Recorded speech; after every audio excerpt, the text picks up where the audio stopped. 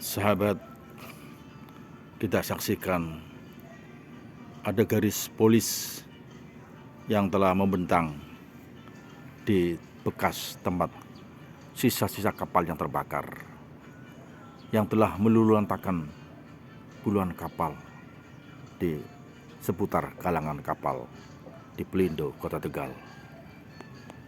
Ya, sungguh sangat miris.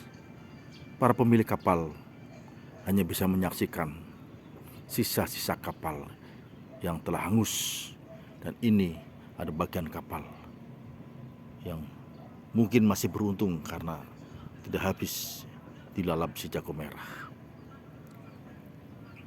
Ya, sahabat, kadang musibah datangnya kita tidak tahu, tapi inilah fakta kehidupan.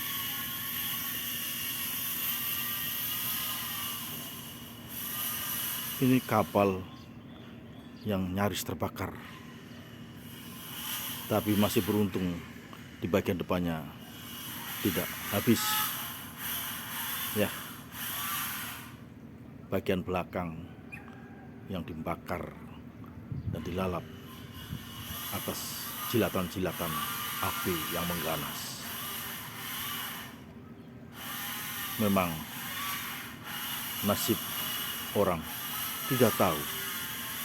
Semoga kita bisa mengambil hikmah, karena banyaknya kapal yang berdesakan dan para penjaga kapal pun dianggap mungkin tidak maksimal dalam menjalankan tugasnya, sehingga pada saat ada percikan api yang bermula di salah satu kapal lalu merembet ke kapal-kapal lain karena desakan-desakan dan himpitan. Ya, hampir setiap tahun kita menyaksikan ada galangan kapal. Setiap tahun pula warga kota telah membangun kapal, tetapi tempat pelabuhan hanya itu saja.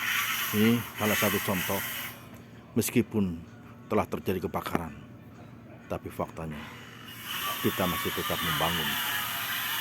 Nah, ini salah satu kapal yang belum jadi. Begitulah kehidupan dan siklus manusia. Kita punya anak, kita punya usaha kapal. Anak dan keturunannya kemungkinan akan meneruskan warisan dari orang tuanya, yaitu membuat kapal.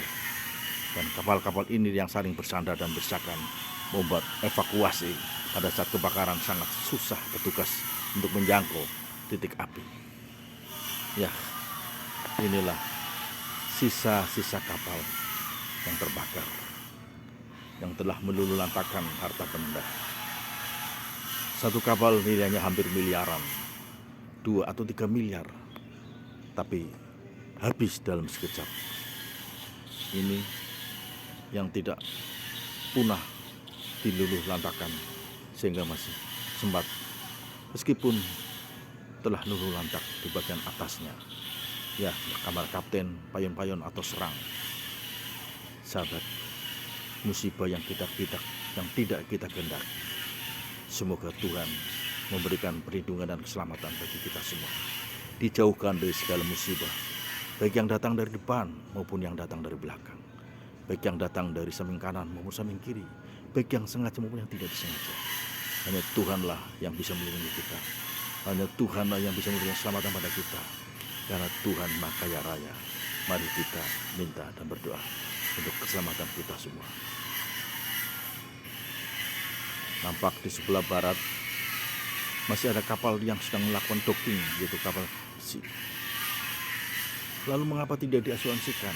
Ini ke depan barangkali ada yang mau memberikan bantuan akses asuransi, mungkin untuk mengantisipasi agar tidak terjadi kebakaran yang terulang.